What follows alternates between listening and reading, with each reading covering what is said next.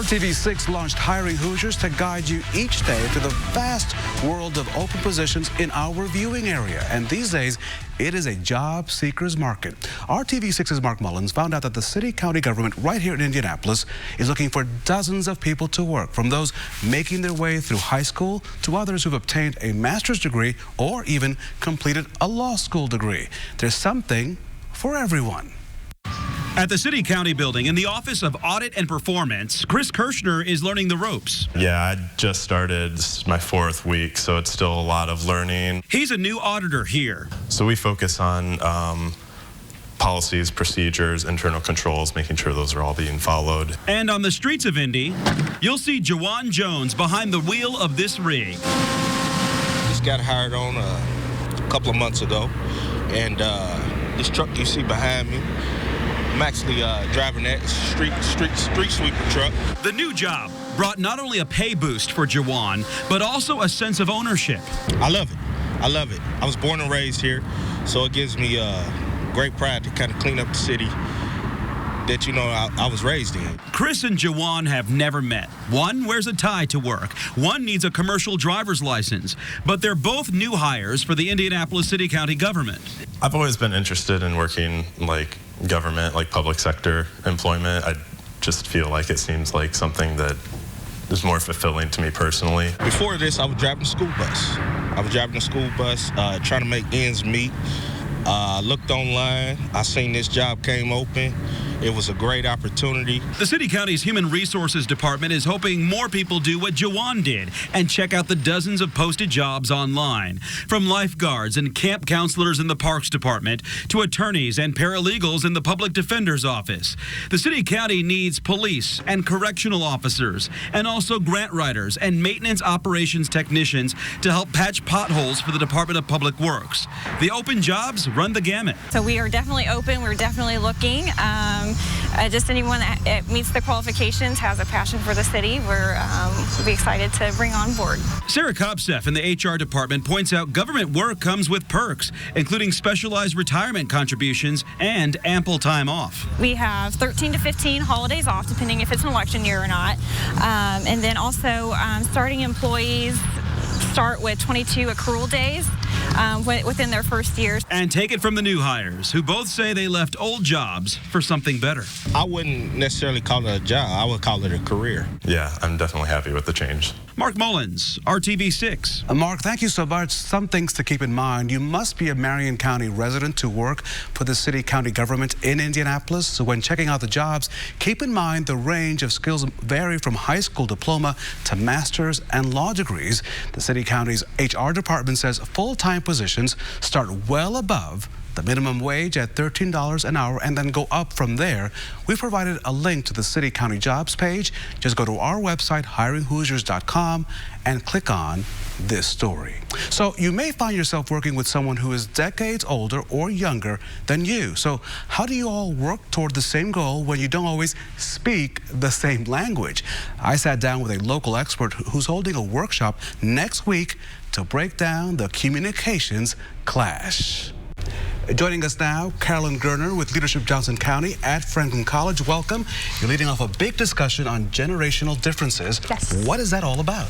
Well, each generation has a different idea about how the world works. They have a different reality based on what happened to them when they were young, when the world was evolving to them. So some folks might see work as lifetime employment, and others people might see work as a gig economy based on whatever happened while they were kind of forming their views of what the world is. So you are targeting, though, what I would consider the younger worker. Yes. And who is that? Is that 18 to 30? Help me here. Actually, we're looking at millennials, and right now they're going to be 21 to roughly their mid-30s.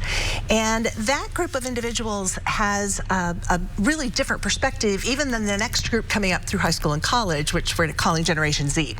So the idea with the millennials is that they were raised in a very task-focused environment. And so work for them is, I do this at 4 o'clock and this at 3 o'clock and this at 2 o'clock. And while that's really efficient, it's not the way that work works.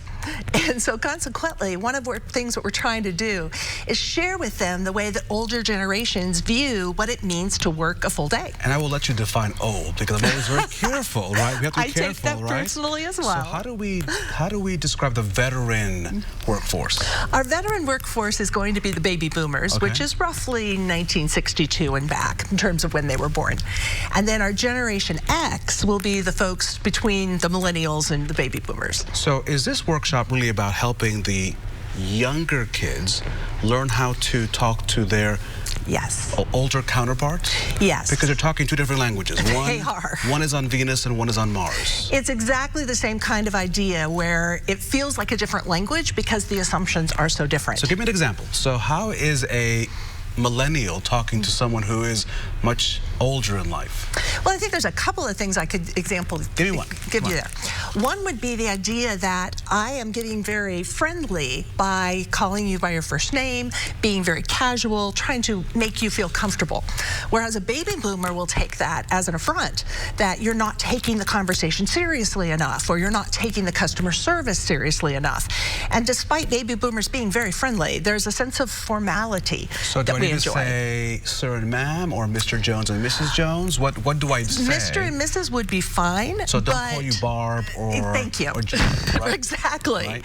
And it's one of those assumptions about what is friendly that is really different across the generations, because as talkative and friendly as boomers are, we still like a little bit of acknowledgement of our status. Now, all of this is very vital because when you are in a workplace, the culture demands a common language. Otherwise, Yes. right, production doesn't get done, or Right. you could miss something that is key. So it's very important for everyone to speak that same language. Yes, and basically organizational culture is right now being set by the folks who have been there longest, and that's the older generations.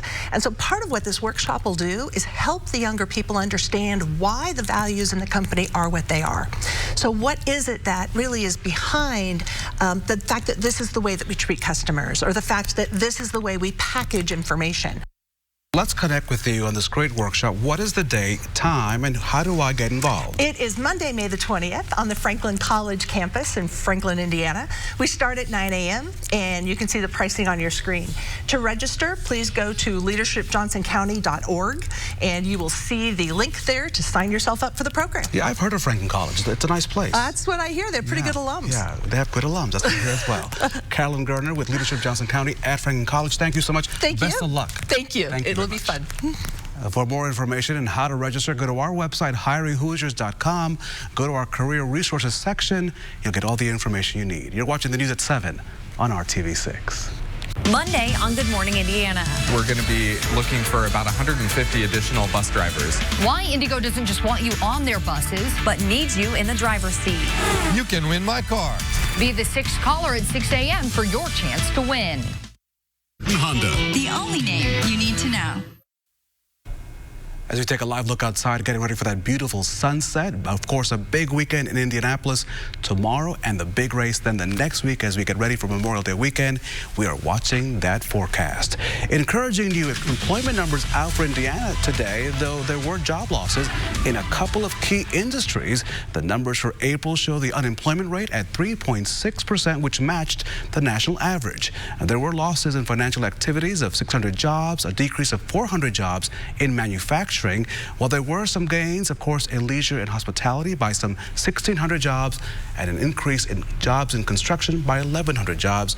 Those are the latest job numbers. But your numbers are the ones that matter this weekend. And they're going to be a little bit on the high side here, especially as we start off that weekend for your Saturday. Numbers once again going to make their way into the 80s. Out there this evening, a couple of those isolated rumbles of thunder, mainly around Marion, Indiana, toward Hartford City and Portland. Most of us will be staying dry. That continues into tomorrow. Thanks for making RTV6 your choice for news. Our next newscast tonight at 11. Have a great weekend.